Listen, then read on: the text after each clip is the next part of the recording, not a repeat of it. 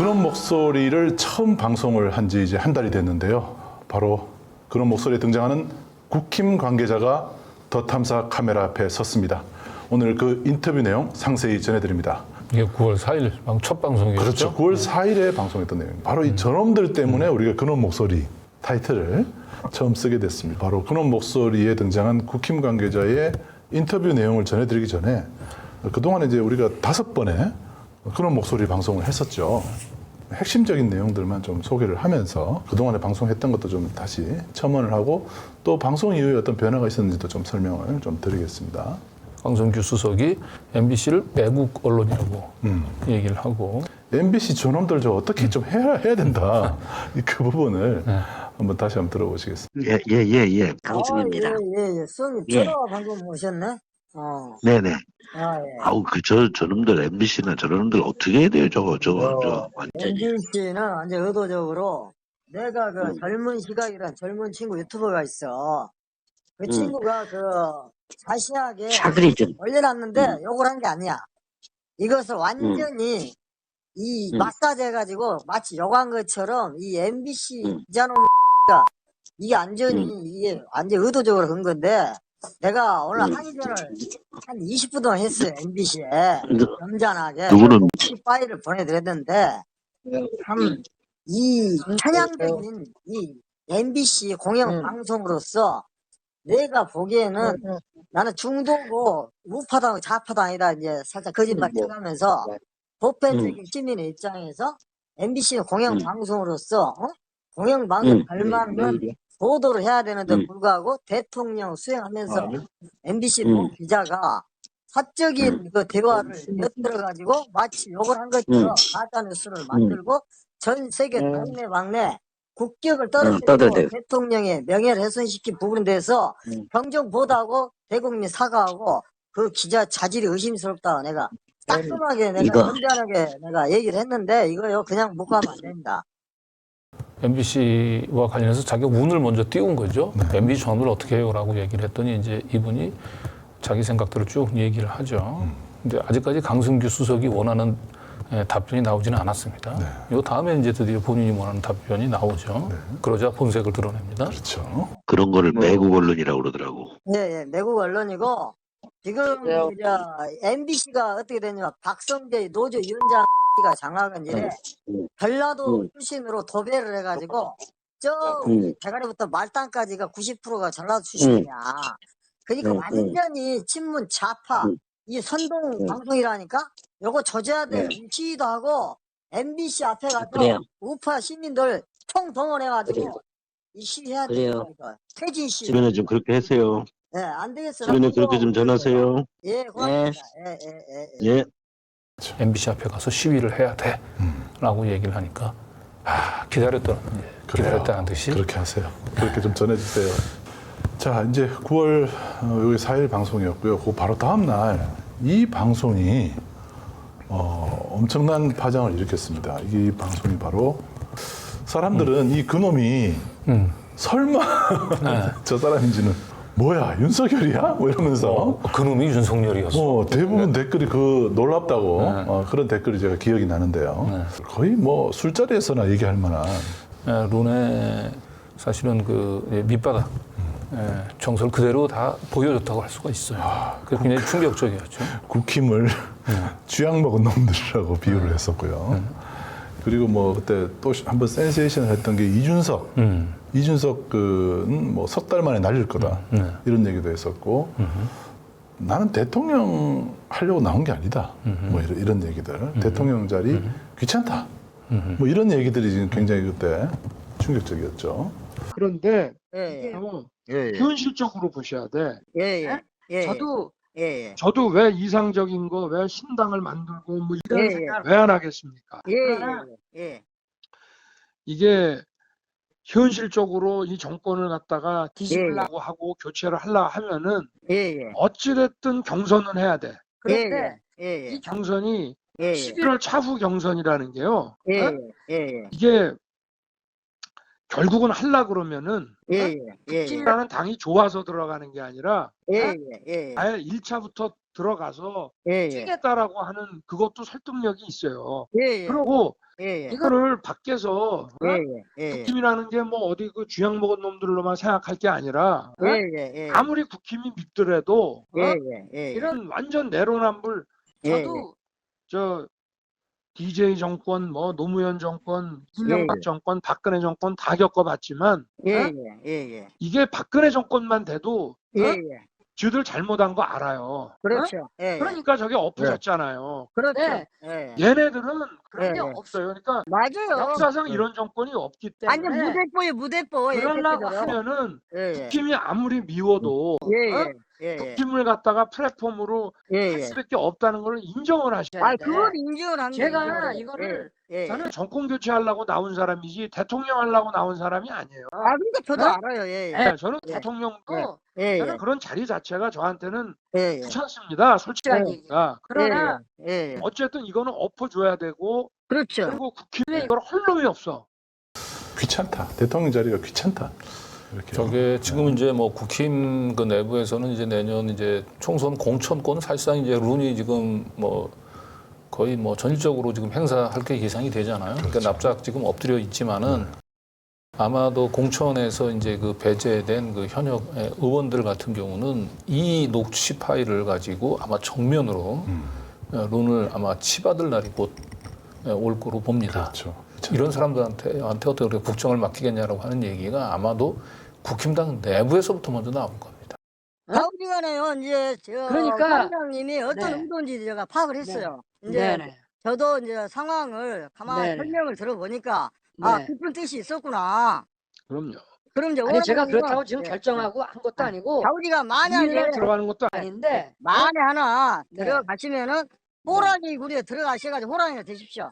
기왕에 그래야죠. 들어가시려면 예. 그러려고 그래가지고 가는 거고 완전 안 그러면은 접수를 하시죠. 접수를 해버려. 만약에 이놈의 새끼 새끼들 가서 네. 개판 치면은 예, 예. 당 완전히 뽀개버리고 예, 어? 깨버려, 깨버려. 아니 그러고 예. 국힘에 예, 어? 예.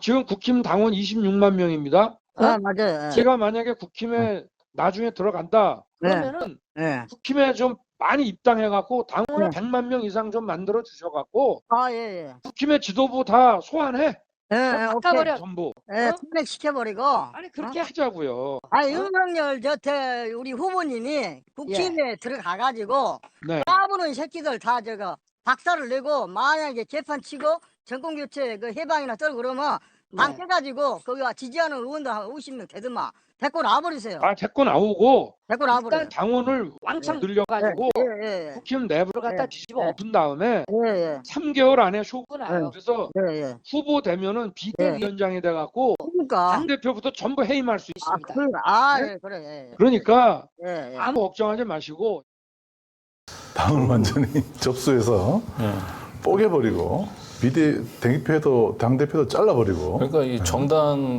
민주주의에 대한 그 뭐 이해가 전혀 안 돼 있는 거예요. 그냥 도장 깨기 하듯이 얘기하는 것 같아요. 그런데 국힘에 가는 건 좀 아니지 않냐라고 네. 하니까 그걸 설득하기 위해서 말을 하는 건데 그런데 그렇다고 뭐 가까운 친구 관계도 아니잖아요. 근데 말하는 그 어투가 너무 저렴한 거예요. 그러니까 동네 아저씨도 저렇게 그 동네 얘기해요. 건달, 건달이죠, 동네 건달. 건달 양아치가 자기 주먹 하나 믿고 네. 저쪽 그 자기 상대방에 있는 그 나와바리 예, 그쪽을 자기가 접수하러 가는 거예요. 나와버리 접수. 그런데 그때 하나 좀 그 김건희 씨 통화 파일이 하나 등장을 해서 그랬죠. 그러니까 취임식에 참석하기 전에 전화를 받은 거예요. 그런데 분명히 대통령한테 전화를 했는데 네, 선생님 안녕하세요. 아, 저 윤석열 당선인 옛날 직통번호를 저하고 통화를 한 적이 있어갖고 제가 전화 축하 전화 한번 드렸어요. 아, 네. 예, 저는 어떻게 그 되십니까? 김건희라고 합니다, 선생님. 아, 비서관이세요? 아니요, 저 김건희예요. 아이고, 여사님, 죄송합니다. 예, 선생님. 예, 아유, 아이고, 고생 저 많으셨어요. 당선인, 아니, 이제 대통령님이신데, 네, 아, 네. 직접 초청을 해주셨더라고요, 당선인께서. 그럼요. 우리 선생님은 워낙 고생 많이 하시고. 아, 너무 제가 축하드리고, 네, 네. 예, 제가 지금 어제 영등포 미리 들려가지고 모텔에서 쉬고 있습니다, 지금. 네, 선생님. 아유, 감사합니다. 네, 정말 수고하셨어요. 감사드리고, 네, 네. 윤석열 정부 성공하려면 지방선거 압승을 해야 됩니다. 네, 네. 그래서 경기도지사 김은혜 네. 당선시키려고 제가 특보로 네. 임명을 받았어요. 아, 예, 감사합니다, 그래서 선생님. 제가 선거 전략 다 만들어 놨고, 네. 윤석열 대통령 당선시켰는데 경기도지사 그까진 가나 당선 못 시키겠습니까, 제가? 확실하게 맞습니다. 해가지고 네. 네. 국정 운영을 뒷받침하고 앞으로도 저를 중심으로 해서 SNL 부서 만들고 우리 저 윤석열 대통령 반드시 제가 성공한 대통령 역사에 기록될 수 있게끔 제가 모든 열정을 쏟아서 대통령님을 위해서 제가 결사옹위하겠습니다. 예, 선생님 감사합니다. 네, 저 대통령님께도 안부 전하시고요. 네. 축하드린다고요. 예, 예. 네, 감사합니다, 선생님. 예. 이게 취임식 당일 7시? 오전 7시. 7시 2분. 7시 2분. 네. 야, 그 취임식 준비로 상당히 바쁜 시간일 텐데 일주일 뒤에 저희가 또 세 번째를 또 공개를 했죠. 2022년 5월 30일 강승규의 전화. 강승규가 KBS하고 이제 통화해서 거짓말을 했기 때문이죠. 그렇죠. 이분하고 내가 대선 경선 과정 때부터 잘 알던 사람이기 때문에 그런 개인적인 인연으로 일반적인 부탁을 한 것이다 이렇게 해명을 했는데 네. 이분의 그 이 통화에서 강승규하고는 대선 때는 전혀 몰랐고 2020년 5월 30일 날 전화가 처음 걸어와서 그때 강승규하고 처음으로 통성명을 했다. 네. 예, 그걸 이제 보여주기 때문에 매우 의미 있었죠. 강승규의 거짓말을 입증한 거짓말을 거기 입증한 겁니다. 여보세요? 여보세요? 예. 님 되시죠? 여보세요? 네, 저는 저 대통령실의 시민사회 수사 강승규라고 합니다. 네. 예. VIP께서 한번 연락해서 좀 만나보시라고 뭐 그동안 너무 많이 고생하시고 응원해 주고 했다고. 예. 제가 어디 뭐 용산 쪽으로 한번 오시면 저거 점심 한번 하실래요? 예, 그러면 제가 가능한 날짜를요. 좀 카톡 쓰세요. 제가 카톡으로. 예, 카톡으로 보내드릴 테니까요. 한번 저 날짜 시간 한번 맞춰보시죠. 예, 알겠습니다. 예. 네. 감사합니다. 네. 지금 보시면 뭐 대선 과정에서 평소 알고 있던 그 사람의 통화가 분명히 아니죠. 네. 대통령 취임하고 난 이후에도 뭔가 특별한 미션을 맡기려고 시도를 했던 흔적이 보이는 통화였습니다. 그 대통령실 현직 수석이 이게 거짓말 한 부분이 명확히 드러났는데도 아직까지 대통령실에서 아무런 해명을 하지 않고 있습니다. 시간대별로 보시면요. 지금 5월 30일 통화를 했잖아요. 대선 때는 통화를 한 적이 없어요. 의외로 대선 때는 윤석열 당시 후보랑 통화를 한 거예요. 2021년 7월 말에. 그렇죠. 그래서 이 강승규 수석이 대선 때 알고 지내던 사이였고 개인적인 통화였다라는 말은 새빨간 거짓말이고 이것 때문에 지금 강승규 수석이 입장 표명을 못하고 지금 숨어 있는 겁니다. 추석 명절 때부터 고향에 내려가서 이제 선거운동을 하려고 했는데 계획에 차질이 빚어졌죠. 그렇죠. 자, 강승규 수석과 이렇게 통화를 하고 나서 이 국힘 관계자는 또 강신업에게 또 전화를 합니다. 또 이걸 엄청 자랑을 해요. 다른 게 아니고요. 김대중에서 연락이 왔더라고. 강승규 실장이 전화가 왔어. 용산에 그 점심 한번 날짜 서로 맞춰가지고 식사 한번 대통령이 만나서 만나보라고 그랬다고 그러더라고. 강승규가 대통령이 저기를 만나보라. 그런데 그동안에 너무 열심히 해서 만나야 되는 거 아니냐.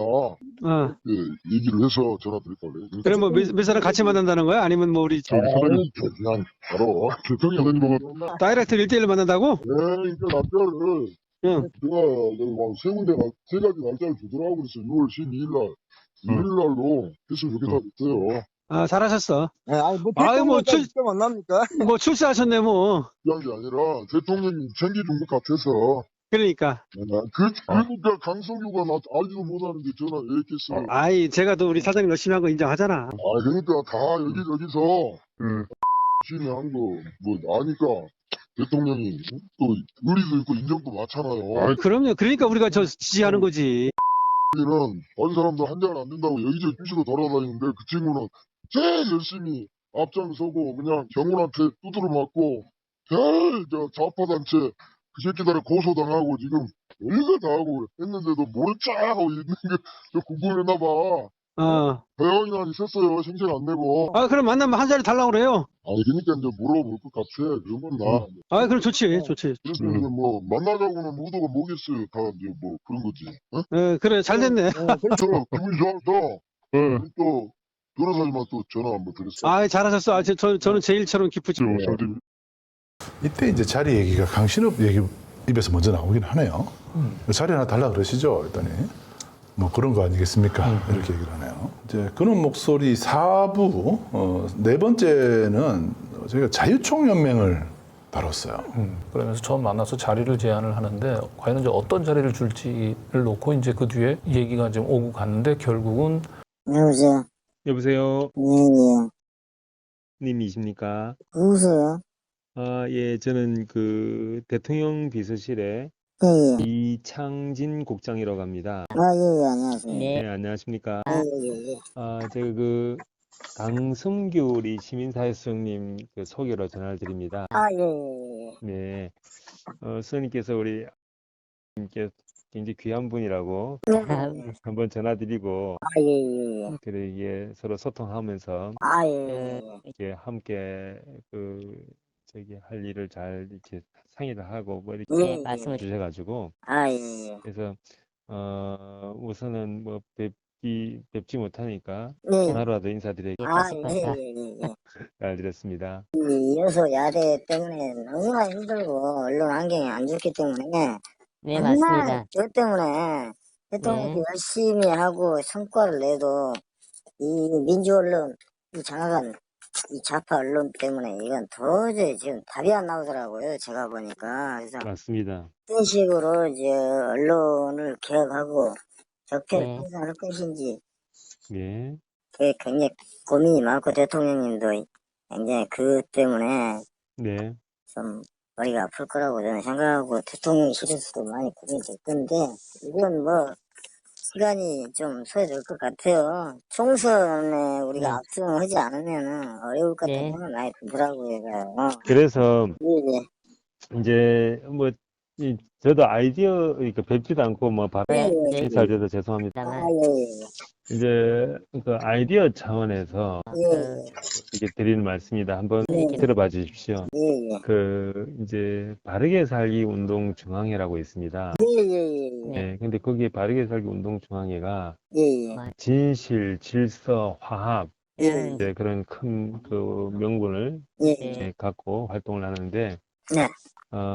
이제 지금 가짜 뉴스가 너무 이렇게 그 범람하고 있어서 우리 사회의 신뢰도를 떨어뜨려서 결국은 이제 국가 경쟁력을 망가뜨리고 예. 뭐 정치도 지금 계속 그 혼탁하게 하는데 예. 그걸 바로잡기 위한 캠페인의 일환으로 가짜 뉴스 추방 본부 이제 뭐 이제 발족시켜서 그걸 이제 이렇게 추방시키기 위한 다양한 활동을 전개하려고 하고 있습니다.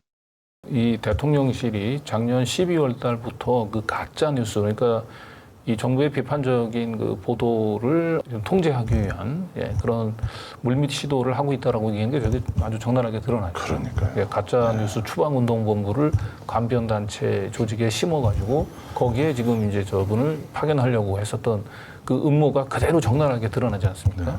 자, 근데 이제 요거보다 조금 앞선 시점에 추석 때였어요. 네, 얼마나 고생이 많으세요. 아유, 뭐 독을 주는 주소 때문에 갑자기 웬일로 그 주소를 불러달라는 제가. 추석 선물이라도 좀 보내드린데. 그래요? 네. 수석님이 보내시려고? 네, 아니 뭐 내가 보내나요? 부인께서 보내는 거지. 부인 아니가 여사님이? 예. 또 여사님이 그렇게 안 챙겨도 되는데 미안한데. 저기는 좀 기다려요. 예, 그럼요. 고생하는 거 내가 다 보고 있어요. 가끔 보내주시는 거. 제가 보니까요. 모두 우파들이 좀 문제가 많아. 하여간 똘똘 뭉쳐가지고 무조건 그럼. 대통령을 누가 뭐라고 좌파시키는 게 빠지면 안 되는데 왜 그런지 나 좀 답답해 죽겠습니다. 회복될 거예요. 지금. 이준석이 놈은 당장 제명시켜버려야 돼, 내리라. 그러니까. 얘는 아무도 안 시키면은 영영 국민의힘 아주 그냥 암덩어리 돼갖고 국민의힘을 해치시길. 내가 왜 민주당 새끼들이 이놈의 새끼를 세파이로 파견한 것 같아. 알겠습니다. 주소 보내드릴게요. 그래요. 네. 보내시고요. 네. 네, 감사합니다. 네. 네. 네, 처음에는 이제 부인께서. 선물을 보내는 사람이 이제 부인께서 이분이 잘못 알아들었어요. 부인이라고 하라고. 그리고 요거는 지금 이제 이창진 수석하고 얘기했던 거에 전이에요. 좀 전에 들었던 그 녹취가 12월 15일 날 작년. 그때 한 거고 그때는 이미 강승규가 나는 이제 더 이상 케어 안 할 테니 네가 맡아라 하고 자기 밑사람한테 던져준 거고 요거는 그 전에 추석 때 강승규가 직접 챙길 때 전화를 한 겁니다. 그리고 여기서 또 다시 이제 의문의 일패를 당한 분이 나오죠. 우리 이준석. 자, 그러고 난 뒤에 그날 그 방송에서 제일 하이라이트 중에 하나는 강 기자님이 자유총연맹 가서 완전 뒤집어 놓고 온 거예요. 네네. 그죠? 강석호 청재를 만나고 온 장면인데. 네. 이제 우리가 이제 요 앞서 이제 녹취가 이제 나오죠. 이제 처음에는 바르게 살기 운동연합회로 꽂으려고 했었는데 그게 여의치 않으니까 이제 자유총연맹을 연결시켜줬죠. 네. 그래서 이분이 강석호 자유총연맹 총재를 이제 면담하고 왔는데 이분은 이제 자유총연맹의 뭐 사무부총장이나 뭐 이런 상근직을 원했던 것 같은데 이제 강석호는 그냥 여기 와서 그냥 칼럼이나 프리랜서 해라. 네, 좀 계약직 쓰고. 해라 하니까 네. 좀 삐진 거죠. 저희 시골로 동탄 강기구 기자인데요. 예. 그 이창진 저기 국장 아시죠? 국장님. 약속을 하고 해야지. 아니 이창진 글쎄 이창진 국장. 나 얘기 그때 여기 와서 면접 보게 한 건 알고. 누구야? 난 몰라. 네? 나는 몰라. 난 처음 듣는 사람이에요. 아니요. 그 이창진 국장님은 아시죠? 이창진은 알지. 그러니까 이창진 국장님이 저하고 통화한 녹취록을 저희가 확보를 몰라. 했는데 나는 몰라. 그 녹취록에서 예, 자유총연맹의 자리를 알아봐 주겠다라고 이창진 국장이 얘기를 했어요. 아니 그러니까 나는 몰라. 그리고 한 씨가 1월 30일 날 이창진 국장한테 전화를 해서 총재님이 예, 면접을 보라고 해서 왔는데 아니. 총재님께서 나는 기억이 없어. 총재님께서 칼럼을 쓰게 그분이 칼럼을 좀 쓰게 하는 대신에 기억이 안 나요. 상근은 곤란하다. 기억은 안 나요. 금방 나갈 거예요. 대통령실에서 이렇게 자리를 아시잖아요. 대통령실에서 자리를 이런 건 금방 나갈 거예요. 아니 대통령실에서 이런 자리를 알아봐주고 하는 거는 괜찮냐고 물어보는 거예요. 우리한테 그런 적이 없으니까 나는 몰라. 그런 적이 없다고요? 그럼 전혀 그런 적이 없어요. 내 기억에는. 그리고 여기 사무총장 그 임명도 청와대 저기 대통령실하고 협의를 했다고 얘기하고. 다음에 얘기하세요. 이렇게 아무리 그렇다 하지만은 그건 말이 되나. 갑자기 들어와가지고 그러면은 아니 녹취 파일을 제가 아니 됐어. 나는 자꾸 이런 식으로 저기 와가지고 지금 그런 기억이 없다고 얘기하면 녹취 파일을 제가 드렸는데 아니 갖고 오세요. 갑자기 그래 이렇게잖아. 이거는 제가 들려드려요. 아니 저기 기억이 안 나신다고 하니까. 도망다니네요. 기억도 안 나고. 이번에 어쨌든 국정감사에서도 이 자유총연맹 또 대통령실 관련해서는 저 부분들에 대한 좀 추궁이 좀 있어야 되지 않을까 생각. 이제 여러분들 기억나실 것 같습니다. 그놈 목소리 5부는 바로 무당 얘기였습니다. 무속인 얘기였죠. 네. 그리고 여러분들이 생각할 때, 건진 얘기야? 이렇게 생각하실 텐데, 건진이 아니고 딴 사람이 또 있었던 거예요. 여성입니다. 또 있고. 네. 장철호 대선 당시에는 이제 이분이 이제 그 네트워크 본부장 또는 SNS 뭐 위원장 뭐 이런 직함을 맞아서 이제 그분하고 통화 내용인데요. 그래서 나가 아주 가만히 보니까 이놈이 이준석 사태 원인 제공을 한 놈이야. 그래가지고 뭔 얘기를 나한테도 그 얘기 많이 했어. 친하다 보니까 청와대 대통령 당선될 가능성이 많으니까 이제 취임식 때 무대 그 이제 만들어야 될 거 아닙니까? 취임식 행사 그게 어마어마한 예산이잖아. 몇십억 들어갈 거라고. 그걸 따내야 되겠다. 그런 얘기를 나한테 한 적이 있어. 나중에 들어보니까 김건희한테 얘기를 해가지고 그런 거 딸 재주 있으면 따면 좋지. 아니 따면 좋은데 결국은 김건희한테 그런 식으로 노비를 해가지고 아는 오빠한테 그 취임식 무대 그 홍보 그걸 줘야 되기 때문에 이제 그때 당시 사무총장이 권성동 그 사무총장이었잖아. 이준석이가 홍보 미디어 본부장이었잖아. 그러니까 그건 이준석이 그 쉽게 얘기해서 소관이고 자기 영역이잖아. 그러니까 이준석이도 홍보 미디어 본부장을 자처한 것도 돈 빼먹으려고 한 거예요. 홍보 예산 어마어마하게 많이 자기가 다 쭈물딱쭈물딱 하잖아요. 그래서 이제 홍보 미디어 본부장 자처했고 거기에 모든 그런 대통령 취임식 행사 계획까지도 이준석이 관할이고 자기가 거기에서 돈도 빼먹고 자기 뭐 측근들 챙겨주려고 했었는데 갑자기 권성동 위원장 입에서 아니다 이건 김건희 여사 아는 아는 오빠가 주기로 내정돼 있다.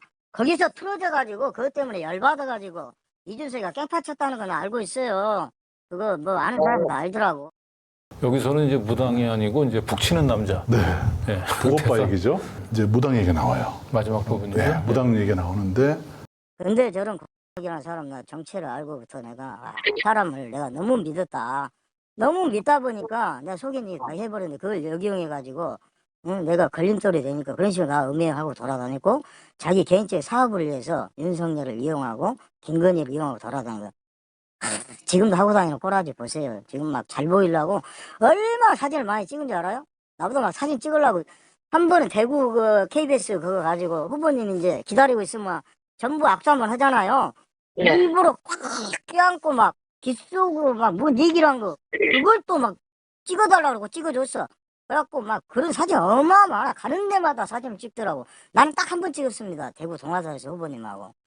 그런 식으로 해왔어. 그래갖고 그 김건희 고모님은 걔가 엄청난 비중 있는 사람으로 알고 착각하고 있다니까.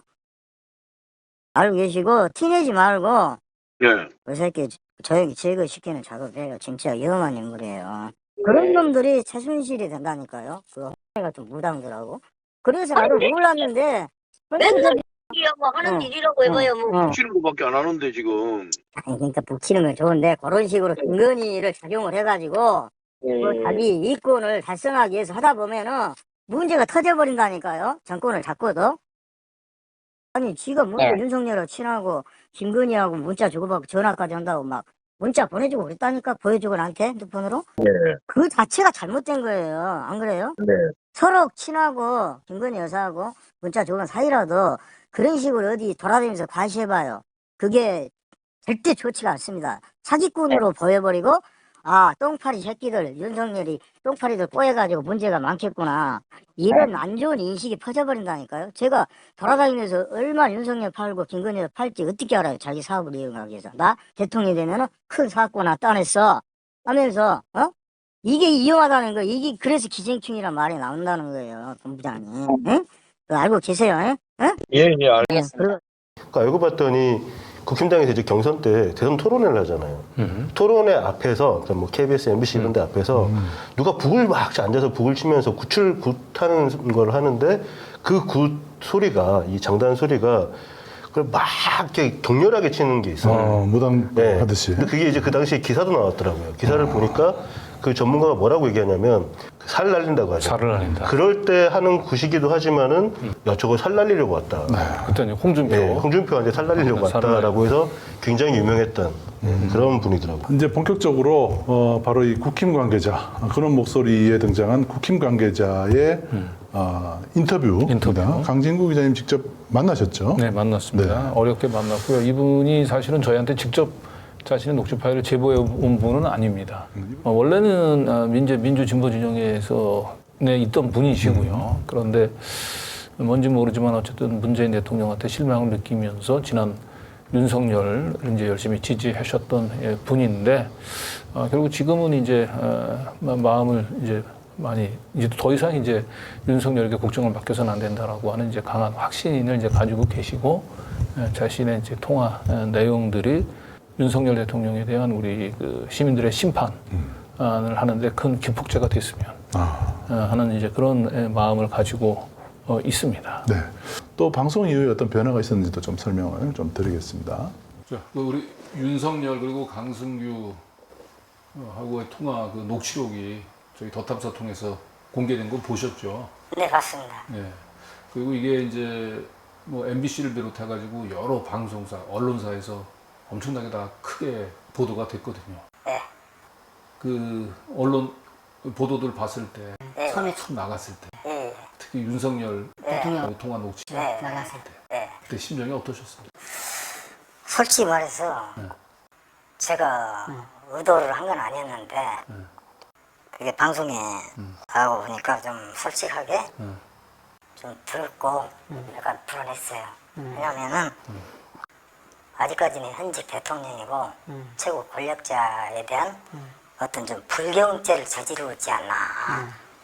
대통령이 저걸 들었을 때 어떤 생각을 하고 어떤 나에 대한 뭐 좀 안 좋은 생각을 혹시라도 할 수 있지는 않을까 하는 불안감. 그렇죠. 그런 이제 피해 의식이랄까? 그 엄습을 하니까 저는 과연 이게 도움이 될까? 내가 이거 녹취록을 공개한 게 이런 꿈틀거리고 있는 이런 이 국민들 마음을 움직여가지고 진짜 뭔가 전국적인 들불처럼 어떤 촛불의 도화선이 되는 뭔가 하나의 계기가 될 수 있을지에 대한 막 회의감이 올라오면서 야 이거 괜한 걸 한 거 아닌가. 그렇죠. 막 그런 게 좀 뭔가 갈피를 못 잡겠더라고요. 불안하고. 그 첫날 이제 강승규 수석하고의 이제 통화 녹취록 네. 나갔을 때보다 네. 윤석열 대통령 그렇죠. 나갔을 때 네. 훨씬 더 그렇죠. 두려웠을 거고. 그런데 그래서 실제로 보면은 윤석열 그 통화 녹취록 저희가 그 방송에 내보낸다라고 했을 때 거의 새벽까지 문자를 저한테 보내셔서 좀 방송 안 했으면 좋겠다. 그렇죠. 이런 얘기를 하셨죠. 그러니까 제가 봤을 때 강승규 수석의 행동은 분명히 잘못된 것이기 때문에 그건 솔직하게 별로 두려움이 없었어요. 본인이 월권 행위를 했고 어떻게 됐든 간에 책임지지 못할 행동을 했기 때문에 나는 그 항변할 어떤 권리도 있고 거기에 해명을 받을 권리도 있고 강 수석은 거기에 대해서 합당한 그 해명을 하거나 떳떳하게 행동을 취해야 되는데도 불구하고 뒤에 숨어버린 걸 보고 나서는 아 거기에 대한 두려움이 별로 없었는데 대통령과 이제 어떻게 보면은 그 정치 입문하기 전에 그 사적인 어떤 대화를 내가 일부러 의도적으로 녹음해가지고 어떤 그걸 엑스파일로 가지고 있다가 뭔가 쉽게 얘기해서 권력하고 무슨 거래를 하려고 터뜨린 거 아닌가 이런 이제 오해를 받을 수 있는 소지가 충분하다고 느껴졌기 때문에 경솔하게 내가 저걸 접근한 게 아닌가. 그래서 약간은 주저했고 두려움을 느꼈다라는 말씀 충분히 이해할 수 이해가 있죠. 갑니다. 지난 권력도 아니고 현재 그렇죠. 권력에 대한 부분이기 때문에 지금 서서히 벌었죠. 그 방송이 나가고 난 뒤에 있잖아요. 뒤에 이분이 또 주변 사람들부터 연락을 많이 받았을 것 같거든요. 방송 나가고 난 뒤에 그 뭐 대통령실이나 아니면 대선 때 그 활동하면서 알게 됐던 사람들 이쪽에서 연락은 제가 이제 그 방송 딱 나가는 거 듣고 바로 핸드폰을 꺼버렸어요. 한 3일을 꺼버렸어요. 근데 끄고 나니까 너무 답답한 거야. 지금 모든 사람들이 이 추적을 해가지고 내가 했을 거라는 그런 생각들을 많이 가지고 있는 사람들 많아. 왜? 제가 옛날에 어디 유튜브 나가서 윤석열하고 25분 동안 통화한 내용을 얘기를 했어요. 그 녹취록을 깐 게 아니라 윤석열하고 25분 동안 개인적인 이런 대화를 했다.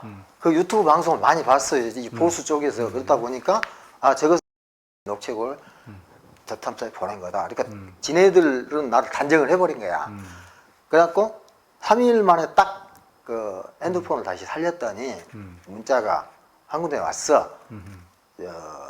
실명을 공개를 할까 말까 망설여지는데 시사 파이터를 운영하는 황모 씨가 문자가 와가지고 그래 그렇게 시원하게 두드를 패고 나니까 좋겠네? 비아냥거리더라고. 그때는 이제 윤석열 녹취록이 나간 게 아니고 강승규 녹취록이 나가고 나서 첫 반응이었어. 그 다음에 또 잠시 꺼놨지. 여기저기서 뭐 이상한 전화가 자꾸 오니까. 그리고 다시 켰더니 그 이강인 그분이 문자가 딱 왔는데 거기에서 결정적으로 제가 엄청난 공포를 느낀 게 자기가 김대기 비서실장을 잘 아는데 내가 다 들었다. 처음에 이제 어떻게 왔냐면 너는 윤석열과 강승규를 배신하고 나니까 기분이 좋냐. 문자가. 첫 저기가 그 다음에 이제 내를 뭐 이제 뭐 쉽게 안심시키려고 그랬는지 자기가 그런 어떤 힘이 있는 거 보여주려고 그런지 몰라도 너 깜빵에 안 가게 해줄게. 깜빵이라는 얘기까지 하더라고. 이제 내가 형님 저 혹시 이러다 깜빵 가는 거 아닌가? 나 지금 솔직히 말해서 두렵습니다. 내가 깜빵에 안 가게 해줄게. 내가 김대기 실장을 잘 아는데 거기다가 얘기해서 너 좀 봐달라고 내가 얘기를 해놨다. 진짜 믿었지. 김대기 실장을 잘 알아요, 실제로? 이강인 모르겠어요. 그건 자기 얘기인지 뻥튀기를 한 건지 그러면서 그때가 다 금요일인가 토요일인가 됐어. 금요일인가? 이 법적 조치를 치려고 한다. 대통령실에서. 근데 아마 월요일쯤 수석 비서관 회의에서 결정 날 것 같다. 나는 하늘의 모든 운명을 맡겨라 하면서 날 협박하는 거야. 그 협박이죠, 엄연아. 야, 그거 듣고 나니까 진짜 모골이 송연하고 야, 이거 빨리 도주해야 되겠다. 어디로 튀어야지. 이거 불안해가지고 제가 인간인지라. 이 인터뷰를 통해서 정확하게 저희가 말씀드릴 수 있는 거는 저희가 그 녹취 내용들을 불법적으로 취득하거나 한 게 아니다. 자, 이분이 처음에는 윤석열이라는 사람을 지지를 했단 말이에요. 네네. 그래서 그것도 한번 물어보셨죠. 그리고 이제 저하고 방송규 수석하고 통화 녹취록이 공개되고 난 직후에, 방송한 직후에 저하고 통화를 이제 했을 때, 그때 이제 저한테 했던 얘기가, 내가 이제 윤석열 정권을 상대로 내가 저항은 하지 못해도 이제는 내가 윤석열을 지지할 수는 없다. 그런 얘기 하셨잖아요. 그렇죠. 그 최초에 그 윤석열 대통령을 지지했었던 이유는 뭔가요? 그러니까 그때가 이제 조국 사태 그때가 거슬러 올라가야 되는데 이제 문재인 정부를 지지도 안 했죠. 사실 문재인 안 찍었으니까 저는 이제 국민의당 안철수를 찍었어요. 왜? 그때 당시 호남은 문재인에 대한 어떤 좀 안 좋은 그런 뭐가 있어가지고 그 봤을 때 그때 당시 뭐 윤석열 검찰총장이 이런 쉽게 얘기해서 추미애나 뭐 또 누구죠? 박범계 법무장관 그 사람들에 의해서 이제 상당히 탄압을 받았죠. 자기 소신대로 조국으로 이제 수사를 하니까 곧바로 이제 보복이 들어왔고 뭐 직무정지도 했지만은 또 그게 시간이 지나다 보니까 오히려 탄압받는 모습을 보이니까 대중들이 열광을 하고 저 사람 대차고 정말 살아있는 권력에 대해서도 굴종하지 않고 소신을 보는 부분에 사람들이 이제 관심을 갖기 시작하니까 이제 보수들뿐만 아니고 문재인 정권을 싫어하는 나 같은 탈진보, 반민주당, 특히 호남 세력들이 윤석열이를 내셔가지고 정권을 교체해서 질서를 바로 잡아야 됐다. 그런 생각을 많이 했었어요.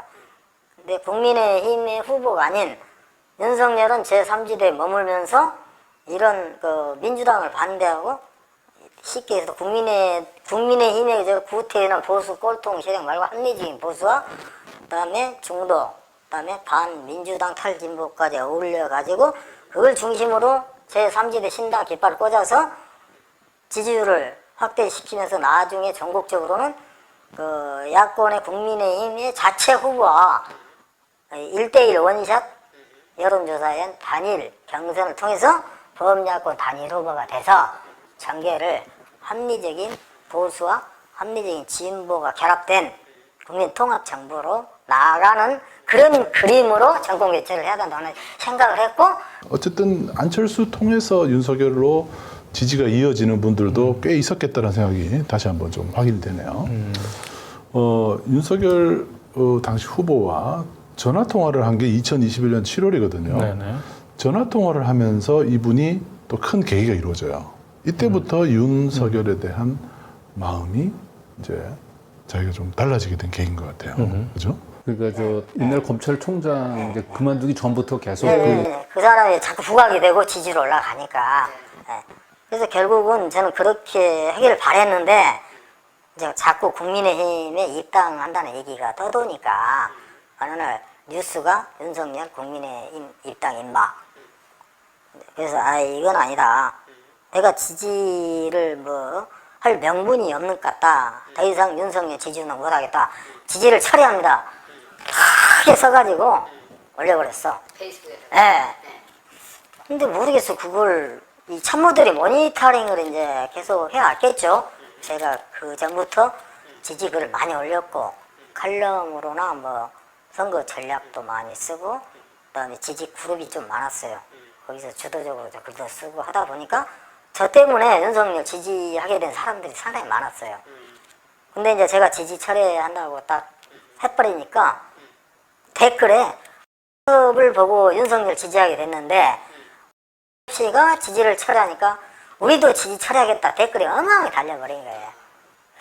근데 보통 이렇게 페이스북에 쓰면은 좋아요 이런 게 한 몇 개 정도 나요? 저가 그럴 때는 모르게 한 1000개 이상도 하고 그런 것도 많았어요. 근데 그날 바로 이상한 전화가 걸려온 거야. 그때가 7월 29일 날이었어. 2021년. 나 지금도 기억해요. 11시가 조금 넘은 시간에 모르는 전화가 울렸어. 여자 목소리였어. 누구세요? 했더니 윤석열 캠프의 뭐 비서입니다. 무슨 일로 전화하셨어요? 우리 이제 후보님께서 선생님과 전화 통화를 하고 싶다고 해서 연락을 드렸습니다. 그 전에 메시지가 한 번 왔었어요. 그래서 바꿔드리겠습니다. 해가지고 그러니까 먼저 이제 그 문자 메시지가 먼저 왔고 그 다음에 바로 전화가 오니까 문자는 어떤 내용이었어요? 아니 뭐 윤석열 캠프인데 뭐 전화해도 되겠습니까? 그러고 나서 바로 전화가 왔어. 내 전화번호는 아마 그때 당시에 내가 오픈을 했을 거예요. 그래가지고 바꿔드리겠습니다 해가지고 거기서 이제 그 비서 폰하고 이 전화 이제 윤 대통령이 이제 수를 바꿔줘가지고 그게 대화가 된 거, 그게 녹취가 된 거예요. 윤석열 대통령 비서가 바꿔준 거군요. 윤석열. 그렇죠. 윤석열 대통령 폰이 아니고 그렇게 됐어요. 하여튼간에 뭐 그렇게 해서 저를 엄청 설득을 하고. 근데 굉장히 처음에 그 깜짝 놀랐겠네요. 글쎄요, 놀라죠. 왜? 저 같은 사람이 무슨 영향력도 별로 없는데 어떻게 보면은 나를 막 집요하게 설득을 할 필요성이 있을까? 내가 그럴 만한 가치가 있나? 왜 나를 이렇게 주게 한 사람인가 내가? 잘 모르겠어요. 왜 그랬는지 지금도. 자, 이 통화가 있고 난 뒤에 이제 이 국힘 관계자 이분이 이제 대선 때 어떤 역할을 했는지에 대한 질문도 있었죠. 네.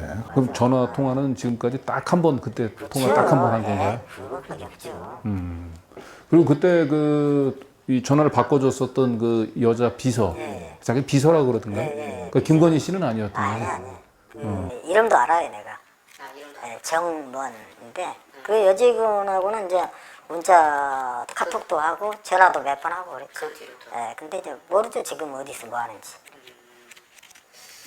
그렇군요. 그리고 결국 이제 국힘당에 이제 입당을 했잖아요. 국힘당에 이제 입당하고서도 계속 윤석열을 지지하는 글을 쓰고 그러셨던. 이제 본격적으로 이제 이분이 나를 설득을 해서 나 그 뜻을 충분히 이해했으니까 앞으로 더 열심히 하겠다. 구체했기 때문에 이제 아예 본격적으로 나섰죠. 8월 초부터 전국 일주를 했죠. 이제 경선에 대비해서 이제 여론을 불러일으키고 시장통 사람 많이 모인 거 타켓을 해가지고 일정을 잡아서 그 일정을 이제 이 캠프에서 저한테 줘요. 그럼 제가 제 똥차 하나 가지고 앞장 서가지고 사람들 이제 선동하는 역할을 많이 했죠. 앞에서 외치고 목소리가 커요. 그러면 이제 그쪽 캠프에서 몇 시에 어디로 간다? 일정표가 이제 넘어와요. 사전에. 그러면 내가 딱딱 그 코스별로 짝짝 이동을 하고 따라갔죠. 여기서 끝나면 바로 다음 코스로 이동하고 연설 끝나기 전에 미리 딱 가서 사람들 모집해서 그 연습도 시키고 으쌰으쌰 막 분위기를 띄워줘야지 사람들이 많이 모이고 좀 그게 유튜브나 방송에 그림으로 좋게 나오는 이제 그런 역할을 많이 하다 보니까 그 경호팀도 꽤 많았어요. 사설로. 그 사람들도 친했고 장철호하고도 엄청 막연한 사이고. 그 당시에 장철호 씨는 이제 경호팀이었어요. 네, 경호팀 1팀, 2팀 있는데 그 친구가 2팀장이었을 거라고.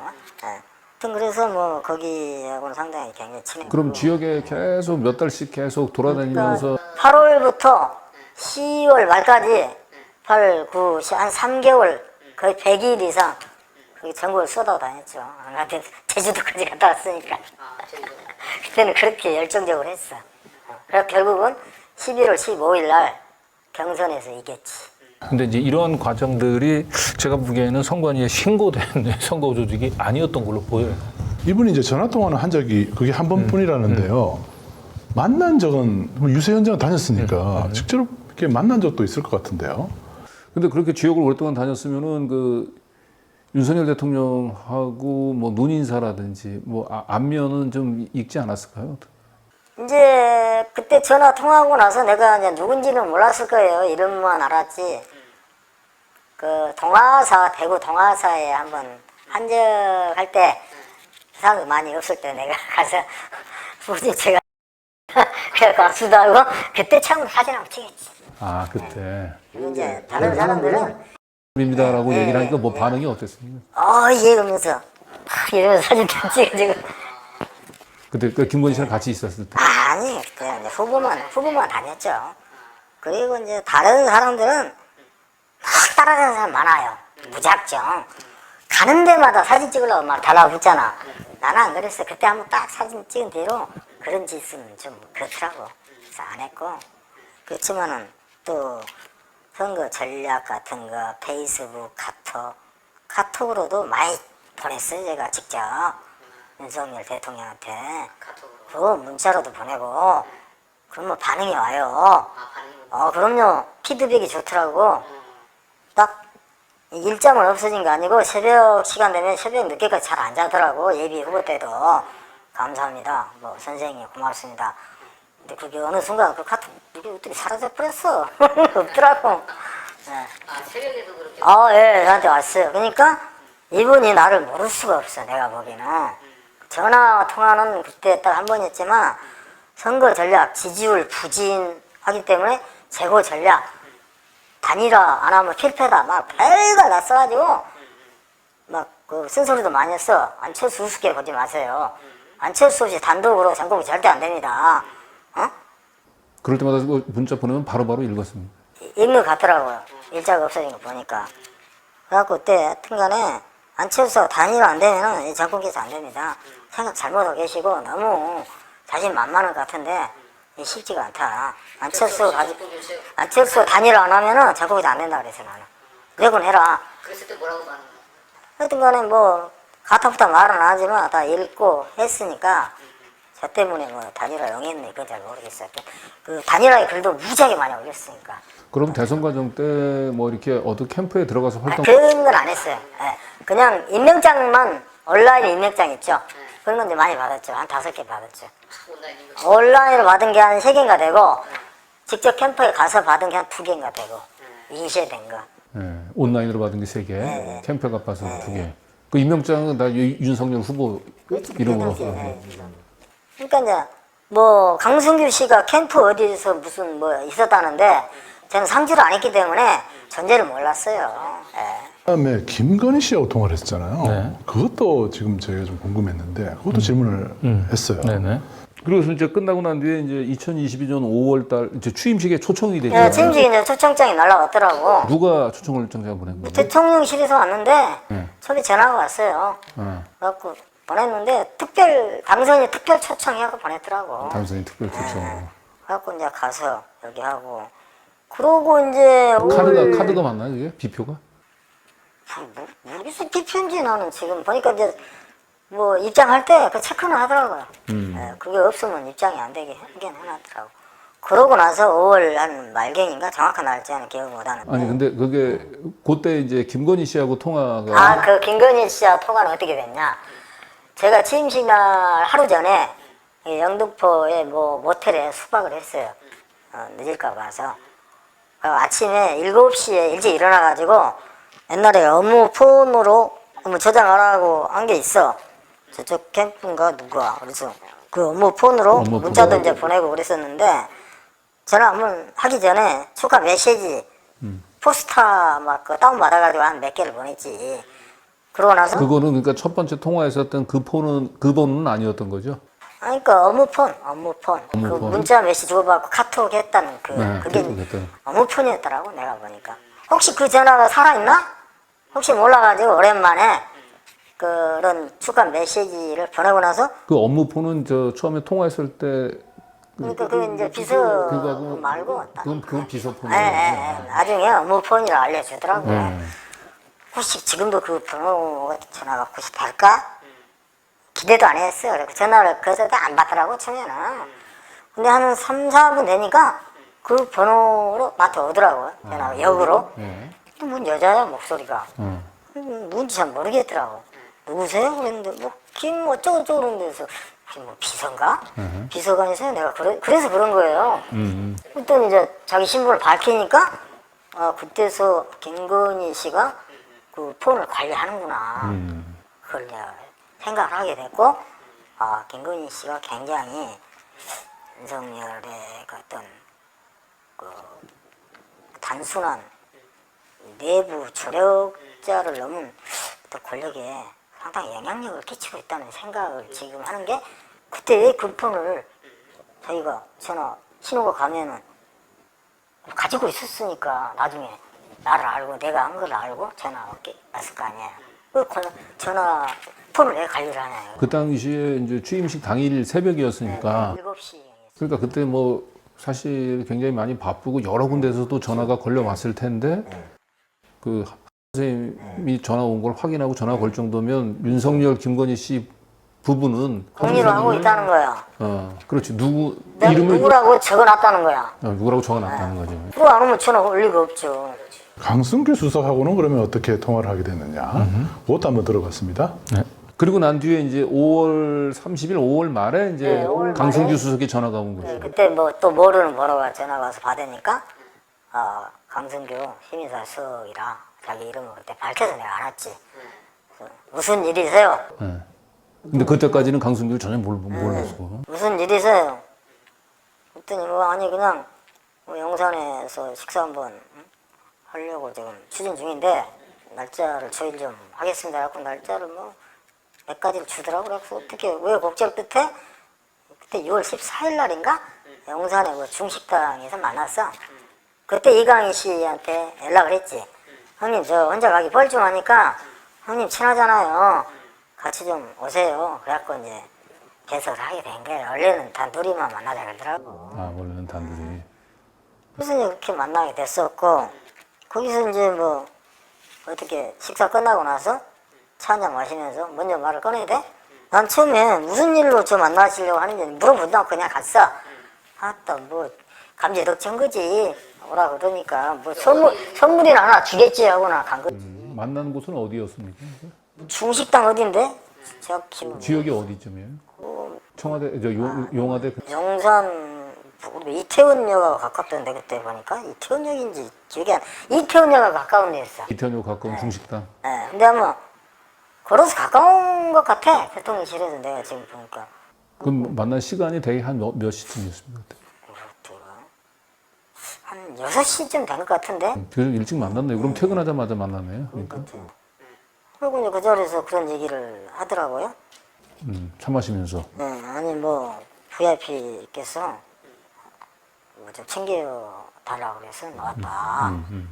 그래서 물 한 자리 드려야 되는데 뭘 드릴까요? 이렇게 얘기가 됐어. 뭐 한 자리를 드려야 되는데 무슨 자리를 드려야 될까요? 무슨 자리를 드릴까요? 그러더라고. 그래서 야씨 누가 뭐 쉽게 뭐 바라고 한 것도 아닌데 뭘 한 자리를 준다고 그러지? 좀 나는 이제 붕 떠버린 거지. 철수까지 믿은 거지. 완전히 이제 진짜 뭐 한 자리 주려고 작정하고 부른 거라고 난 확신할 수밖에 없었어. 그렇지, 그렇겠지. 누구보다도 열심히 했기 때문에 자부심도 있었기 때문에 엄청나게 확신을 갖고 내가 직접 얘기를 안 하고 그 이광희 씨가 친구 뭐 열심히 해가지고 사실 참 챙겨줘야 돼. 맞는 얘기인데 뭐 어떤 자리를 뭐 이 친구는 원하고 한 건 아니지만 거기서 뭐 적당하게 뭐 공개배 감사나 그것도 안 되면 어디 그냥 어디 사회 이사라도 하나 뭐 챙겨서 좀 생계는 좀 유지할 수 있게끔 해줘야 되는 거 아니야, 강수석? 대신 나를 대변한 거예요. 내가 잘 그러니까 이력서를 보내라 그래갖고 이력서 작성해 사진 찍어서 카톡으로 보냈지, 바로 그 뒤날. 자리를 먼저 강승규 얘기를 했네요. 그렇죠. 그리고 이력서를 보내달라고 했고 이게 다 하나하나 사실은 이게 대통령실의 그 수석이 해서는 안 되는 일들이에요. 그러니까요. 예, 강승규는 참 이 출마를 해서는 안 되는 점점 이 폭탄이 되어가고 그럼요. 있습니다. 저 인터뷰도 굉장히 중요합니다. 네. 과연 강승규는 이제 무슨 역할을 하면서 네. 자리를 권한 것 같은지 한번 이분한테 다시 물어봤습니다. 단순히 자리를 챙겨주려고 그날 나왔던 것 같지는 않죠. 지금 생각해 보면 뭔가 특별한 좀 워낙 대선 때 그 글들을 좀 날카롭게 잘 쓰니까 그걸 어떻게 좀 잘 살려보려고. 글쎄 지금 나도 헷갈리는데 이제 결과론적으로 지금 유야무야 되고 막판에는 뭐 이제 뭐 이리저리 뭐 핑퐁 해가지고 바르게 살기 위해서 자유총명으로 핑퐁하는 과정에서 뭐 글을 잘 쓰니까 칼럼 같은 거 쓰면은 원고료라도 챙겨주는 방향으로 딱 이제 방향이 틀어버리더라고. 그리고 내가 좀 너무 희망 고문을 당하고 있었구나. 그 사람들이 생각하는 건 어떤 직을 주는 게 아니고 나의 어떤 달란트 글 잘 쓰고 그런 걸 활용해서 정부 홍보 부대로 써먹으려고 했었는데 내가 너무 쉽게 감화가 해가지고 야 진짜 나 이제 뭐 윤석열 덕을 좀 보게 생겼네. 그동안 고생했으니까 막 그러면서 오버해갖고 여기저기 이제 막 떠벌려 버린 거지. 그게 이제 상처가 엄청 커. 그렇겠네. 그게 그러니까 한 자리 주려고 그런 게 아니었던 것 같아 지금. 그렇죠. 가만히 생각하니까. 그러니까 계속 그 대선 때 댓글 부대 역할을 하시 이 대통령 되고 나서도 그걸 바랬던 거죠. 그러니까. 그러면서 자꾸 이제 미끼를 던진 게 좀 시간이 걸리니까 좀만 기다려보세요. 자꾸 기대를 이제 한 몸에 박혀면서 희망 고문을 시킨 거지. 그거 빨리 캐치를 했어야 돼 내가. 너무 늦었어. 캐치를 하는 게 연말쯤에야 캐치가 된 거지.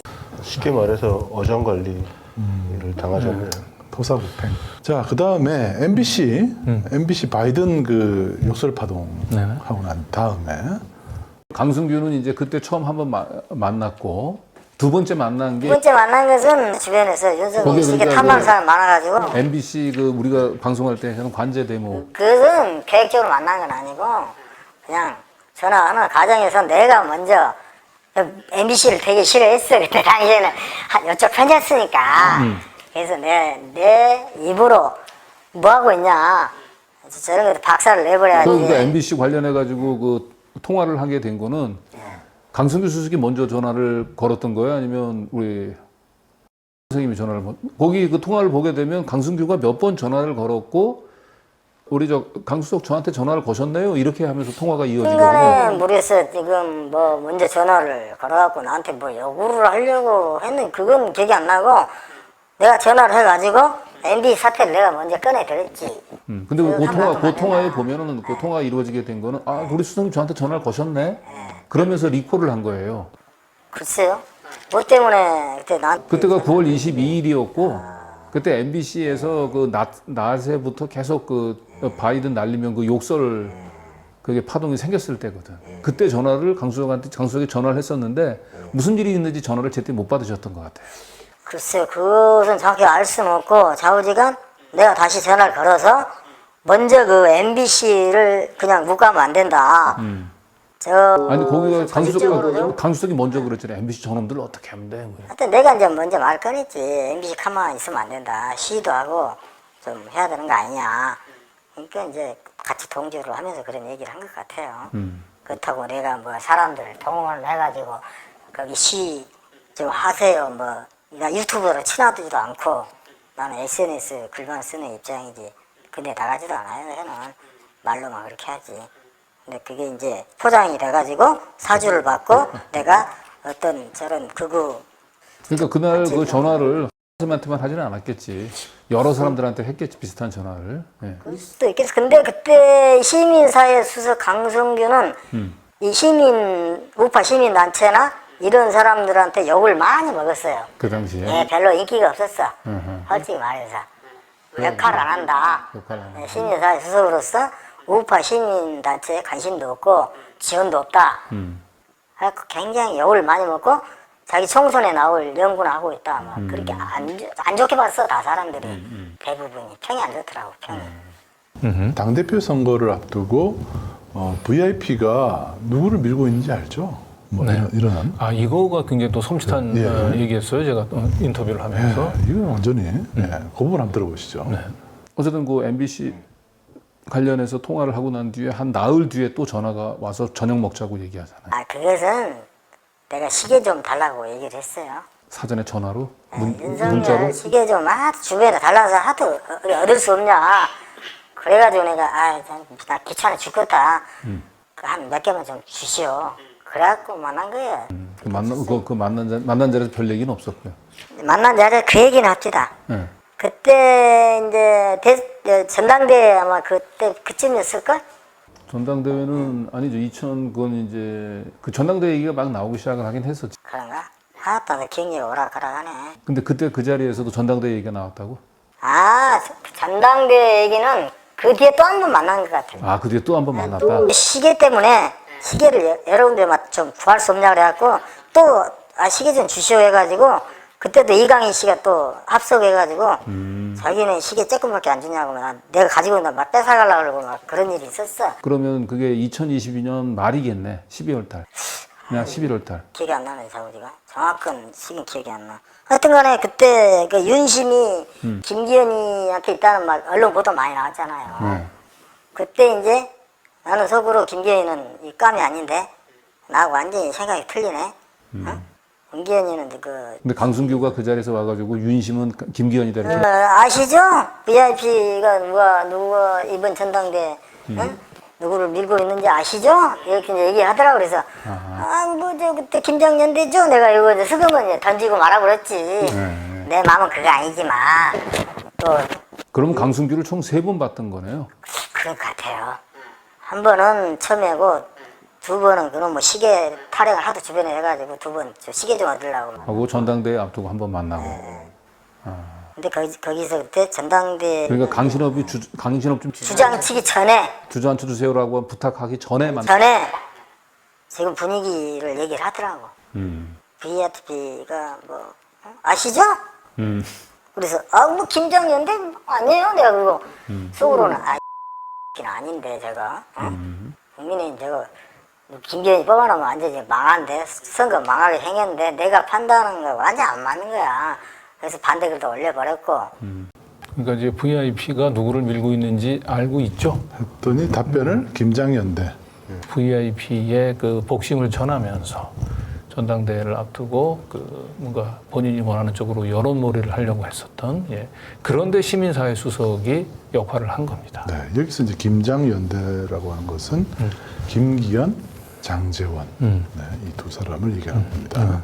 자기가 이제 윤 대통령한테 이제 찍혔다 이렇게 이제 보는 거잖아요. 네, 왜 찍혔다고 생각했는지도 한번 물어봤습니다. 그때 그 시절이었을 거야 아마 논란이 많고.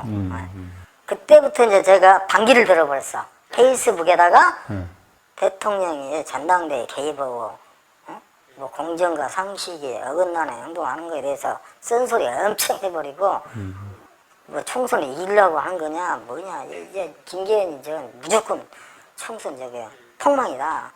내가 보기에는 참모들이 무죄다. 생각 다시 해야 된다. 안철수를 차라리 당대표 만들어야지 그런 식으로. 그래갖고 거기서 찍혀버린지도 몰라요. 하도 내가 반대글을 많이 올려가지고 거기다가 안철수 말고 이제 나중에는 강신업이 이쪽으로 또 선거운동 막 해버렸잖아. 자기들이 원하는 그림은 김기현인데 그래서 이제 완전히 나는 찍혀버릴 수도 있어. 자기들 의도한 방향이 안 움직여주니까 계속 자기들이 가자는 방향대로 글도 써주고 실드를 쳐줬어야 돼. 그랬으면은 또 모르겠어. 그러니까 강승규하고 그 전당대회 앞두고 만나서 강승규가 아시죠? VIP 뜻이 어디 있는지 그래서 김기현을 VIP가 지지하고 있다는 걸 얘기하고 난 뒤에 그 뒤에도 내가 근데도 계속 그때 쓴소리 해버리고 페이스북에다가 안철수 지지글 올려버리고 이 김기현이 당대표한테 수도권 선거 친다 막 이렇게 써버리고 기분 나쁘게 막 글 보내버렸지. 근데 그런 상황에서 또 전화를 걸어가지고 강신업이 어떻게 좀 안 나오게 할 수 없어요? 강신업이를 또 내가 도와주니까 주저앉혀야 된다고 당신밖에 말할 사람이 없으니까 좀 부탁한다 이렇게 또 그렇게 전화가 온 거지. 그래서 내가 바로 일러 바쳐버렸지. 강신업이한테 바로 다음 날? 네, 바로 쌈 붙여버렸지. 그랬더니 강신업이 매일 아침 8시에 라이브 방송을 해요. 바로 강신업 성격이 좀 있어. 개새끼 소새끼 막 해버리더라고. 그때 막 그리고 페이스북에다가 국민의 짐 먹 같은 당 탈당한다 막 난리하고 나버렸어. 그때 나한테 그러더라고. 저거 진짜 쉽게 얘기해서 이게 직권남용으로 내가 저 새끼 깜빵에 보내버리고 싶은데 야, 윤석열 대통령 이런 말은 나 꼭 참는다 나한테 그런 얘기를 하더라고. 결국 저분을 전당대회까지는 써먹을 생각이었던 것 같아요. 그렇죠. 네. 근데 왜 이렇게 강신업 씨는 또 그러면 룬한테 찍혔을까? 그게 궁금하지 않습니까? 네. 그거 한번 물어봤어요. 네. 근데 왜 그렇게 강신업은 찍혔나요? 그게 이제 강신업은 사실 굉장히 윤석열 대통령을 열심히 지지운동을 많이 했어. 페이스북 검찰총장 시절부터 그때부터 나하고 좀 친해졌는데 그걸 잘 써요.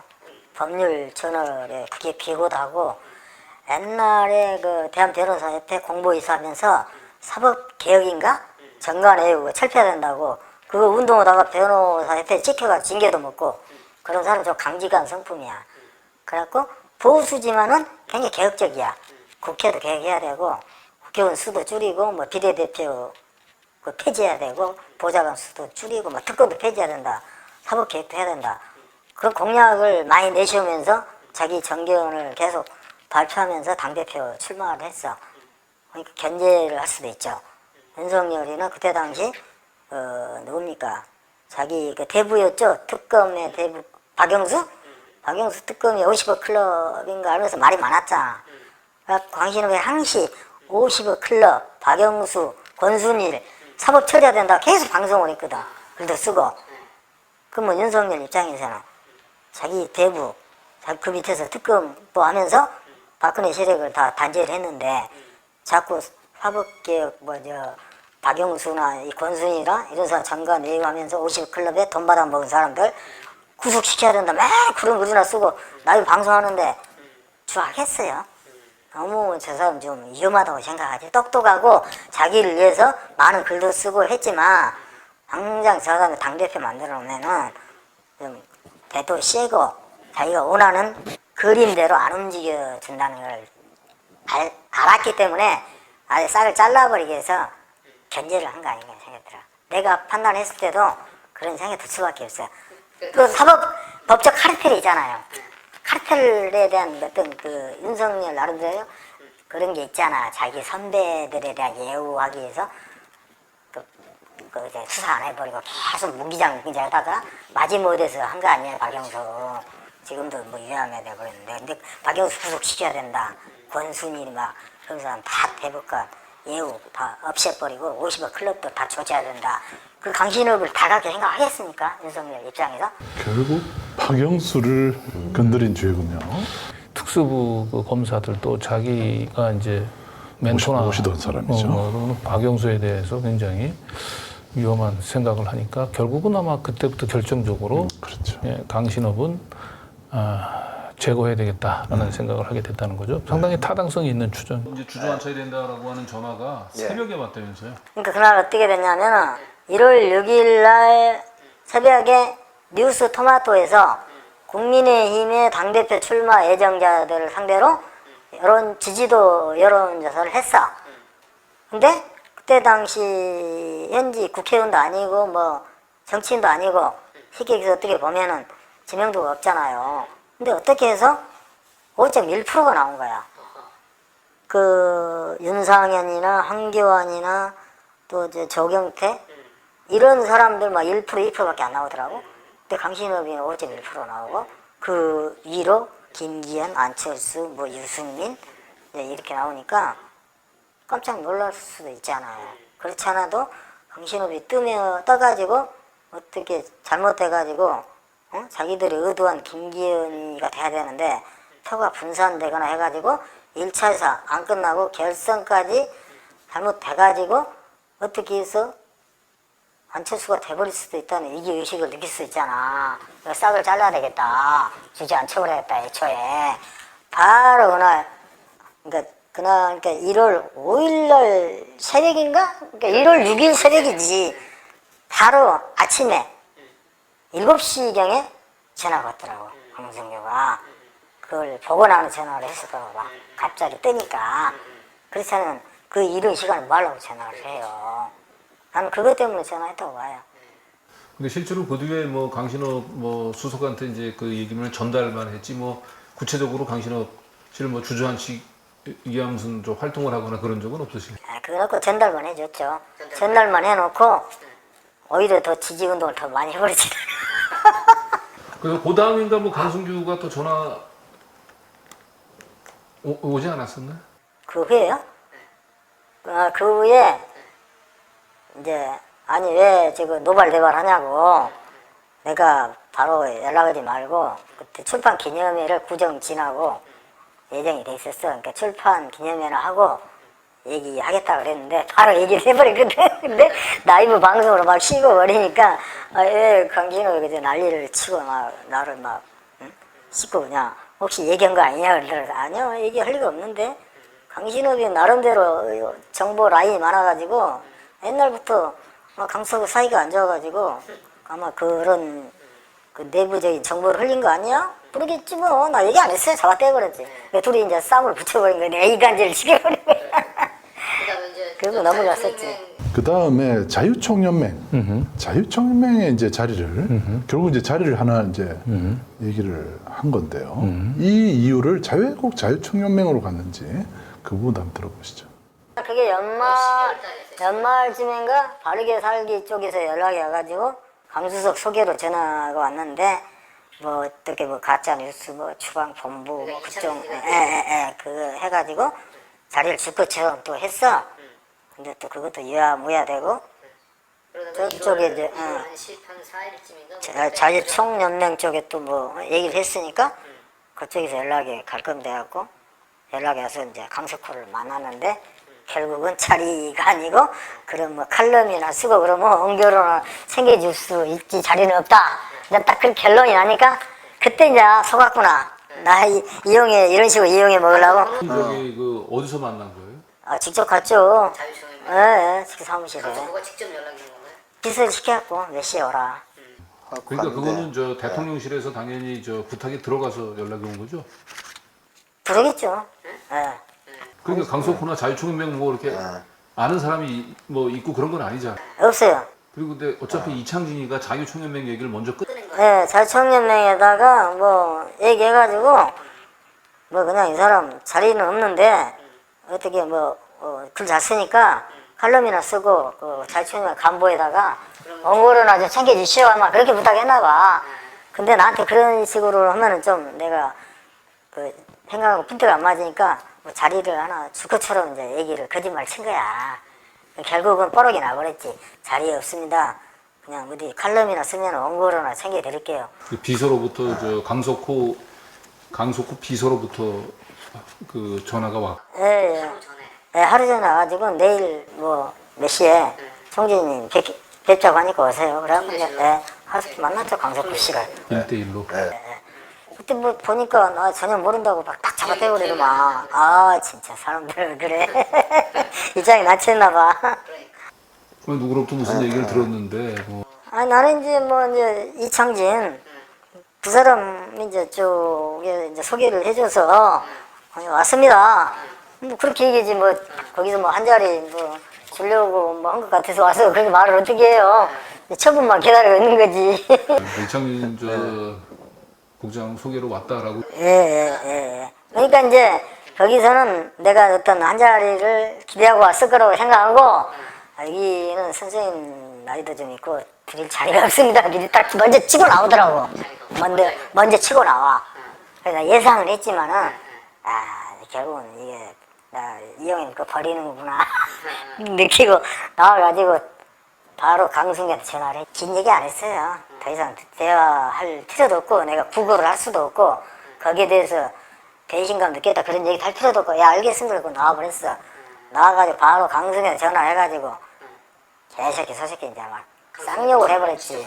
예. 쌍놈 새끼들 이용해먹고 뭐? 한 자리 주겠다고 헐떡처럼 희망 고문에 1년 해놓고. 그게 이창진하고 전화한 건 아니고 아니 강순기한테 바로 해버렸지. 강순기 당신 말이야 그런 식으로 하면 안 돼.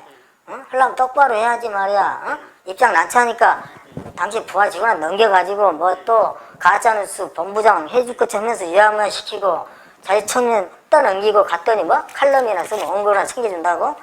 이런 쌍놈 새끼 막 거기서 막 작살내버렸어. 내가 나를 한성깔해. 거기서 이제 완전히 틀어져 버린 거지. 예. 그 뒤로 이제 연락도 안 되고 카톡 보내도 씹어버리고 그렇게 돼버렸어. 이제 완전 이제 이렇게 돼버린 거지. 이용당한 거를 이제 깨닫고 난 뒤에 연락을 이제 끊어버렸네요. 네. 나는 왜 윤석열을 버렸나? 요거에 대한 질문에 대한 답변. 아마 그걸 많이 기다리셨을 것 같은데요. 자, 지금 한번 들어보시죠. 자, 그래 어쨌든 지금 그렇게 해서 이제 강승규 수석 때문에 이제 대통령실하고는 이제 관계가 악화되고 뭐 이제 어떻게 보면은 척을 지게 돼버렸죠. 더 이상 이제 그쪽 진영하고는 저는 이제 갈라섰다고 봐야 돼요. 윤석열 대통령의 이제 지지도 저는 이제 오늘 사실 나는 이제 철회를 한다고 선언할게요. 예. 더 이상 지지할 수 없어요. 예. 아직까지는 지지를 철회한다는 얘기 안 했는데 오늘부로는 지지 철회하겠어요. 예. 그 이유는 뭐 잘 아시겠지만 윤석열 대통령을 지지하게 된 그 근본 원인은 비정상을 정상으로 돌리고 공정과 상식 있는 사회를 만들고 법치를 확립해서 나라를 좀 잘 이끌어가 보겠다. 정권 교체 도구로 써달라. 그래서 사실은 그것도 검증도 안 됐지만은 일단은 정권 교체부터 하고 보자. 그런 이제 또 맥락에서 지지로 기대를 하고 초창기만 해도 국민 통합에 많이 신경을 썼었고 5.18 정신은 헌법 정신이고 헌법 전문에도 그 넣겠다는 얘기도 한 적이 있었어요. 후보 시절에. 정계를 개편해야지 나는 정상적으로 여소야대가 아닌 여대 야소를 만들어야지 지지율도 올라가고 국적 동력이 생길 거라 생각했는데 그런 데 대해 전혀 역할도 없고 액션도 없고 그냥 관심도 없고 오로지 권력 지니까 그냥 반대 세력 이재명 그냥 어떻게 해서든 정적 죽이는데 계속 그 국정 동력을 낭비를 하고 국정을 이 표로가 되더라고. 민생보다는 이상한 방향으로 계속 가고 구설수도 많이 오르고 나중에 보니까 그 도스패팅 하다가 자꾸 자기가 말실수가 드러나니까 원래 언론은 비판 기능이 있잖아요. 근데 그것 때문에 일방적으로 도스패팅인가 취소해버리고 MBC에 대해서 좀 보도 통제나 언론 탄압 비슷하게 나가면서 일제 국민과 소통도 안 해버리고 대형 그 어떤 참사가 일어나도 사과 한마디 없고 책임 있는 장관 분명히 책임을 져야 되는데 옹호를 하고 뭐 여러 가지 오송 참사 잼버리 사태도 전북에다 다 책임을 뒤집어 씌워버리고 호남 고립 작전을 막 계속 펼치면서 내가 원하는 대통령으로서 그런 방향이 잘못돼가고 계속 내 불만을 많이 있었고 이건 아니다.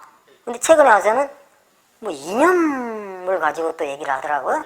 자꾸 극우 보수화되고 남북관계도 이제 너무 이제 시키게 적대적으로 가다 보면은 시키게해서 전쟁이 안 일어나는 보장도 없고 여러 가지로 국가의 어떤 이 운명을 짊어지고 있는데 생각이 너무 없는 것 같고 더 이상 이분을 국가 지도자로 계속적으로 임기를 보장하면은 국민이 불행하고 나라가 절단나게 생겼다는 생각이 이제 굳혀지게 되니까 안 되겠다.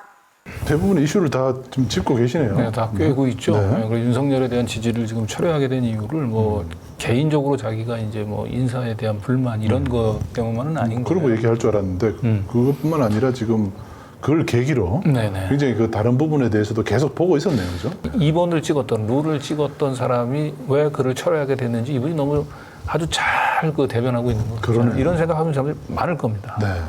권력의 추가 왜 김건희 쪽으로 기울었다고 지금 얘기를 했잖아요. 네. 왜 그렇게 생각했는지도 한번 물어봤습니다. 네. 그러니까 처음에 이제 취임식 할 때 전화 걸었을 때 김건희가 전화를 받은 게 지금은 이제 그때는 아무 생각이 없었는데 그리고 분명히 그때 한번 그 녹취록 7시간 녹취록 파문 때 기자회견 하면서 저는 남편이 대통령이 가령 되더라도 일절 내조만 하고 나서지 않겠다 분명히 얘기했잖아요. 근데 말 싹 바꿔버리고 지금 온 사방대에 나대고 있잖아요. 근데 뭐 그런 걸 또 집중적으로 언론에서 막 다루고 있고, 어디 해외 순방 가면은 막 대통령이 하는 행동에 막 옆에서 간섭도 많이 하는 것 같고, 어떻게 보면 권력에 상당히 그 권력의 추가. 그 얘기를 왜 물어보냐면 예. 우리 한 선생님이 강신업 변호사하고 굉장히 가깝고 예. 그리고 강신업 변호사는 잘 아시다시피 뭐 김건희 씨 팬카페로 그렇죠. 예. 굉장히 많이 알려진 사람이에요. 예. 그러니까 그 강신업 변호사로부터 뭔가 예. 김건희에 대해서 얘기를 좀 들었을 것 같아서.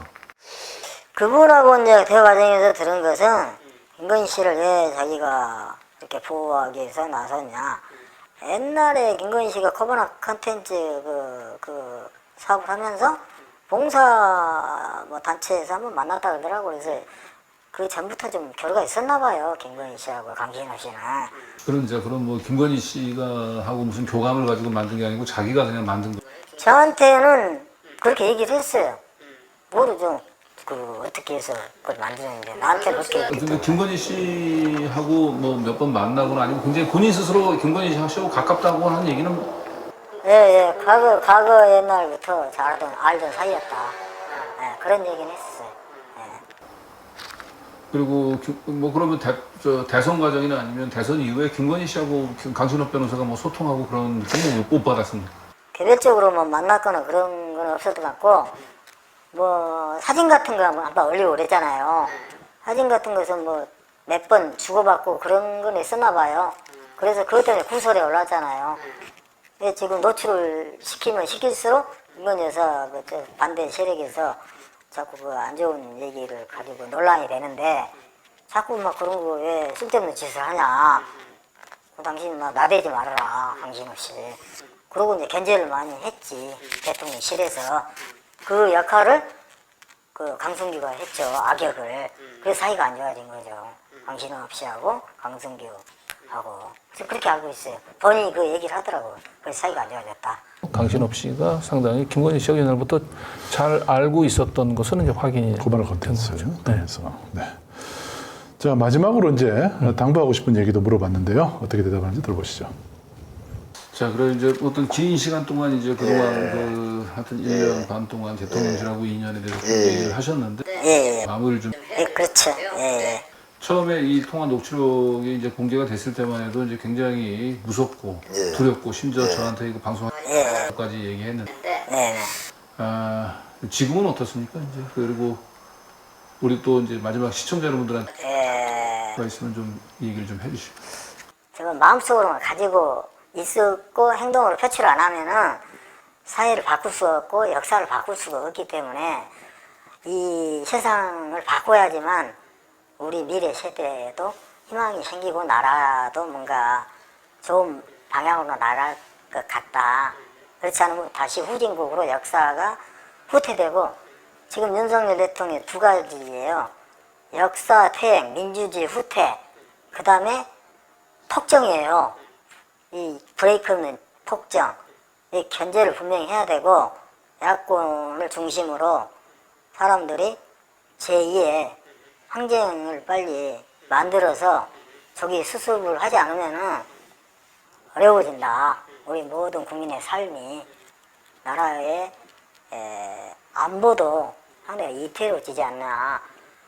그런 차원에서 빨리 뭔가 좀 속전속결로 좋은 저의 계기가 돼가 저의 어떤 이런 게 하나 계기가 되고 시발점이 돼서 좀 더 앞으로 더 발전적으로 촛불이 더 활활 불타올라서 제2의 촛불 항쟁으로 비화돼서 진짜 제대로 된 지도자가 나라를 이끌어야 되지 않겠는가, 그런 생각을 제가 하게 되었고, 여러분들도 저 말을 귀담아 들으시고 행동하는 양심으로 나서줬으면 하는 생각입니다. 네, 이상입니다. 네, 개인 시간 한 1시간 한 20분 정도의 인터뷰였었고요. 어쨌든 이 마지막 울림이 좀 있었습니다. 그동안 굉장히 이제 두렵고 그 망설임이 있었는데 이제 지금은 이제 생각이 정리가 됐고 자신이 어쨌든 그 용기 있게 그 대통령실 내부의 그 비리들을 폭로하는 또 비밀들을 폭로하는 이런 녹취를 공개를 했는데 이것이 이제 이 촛불 우리 횃불로 타오르는 그런 기폭제로 활활 타올랐으면 좋겠다. 행동하는 양심을 보고 싶다. 이런 얘기들을 했는데 꼭 이분의 바람대로 이 근원 목소리가 윤석열 정권을 심판하는 그런 기폭제로 작용이 됐으면 좋겠습니다.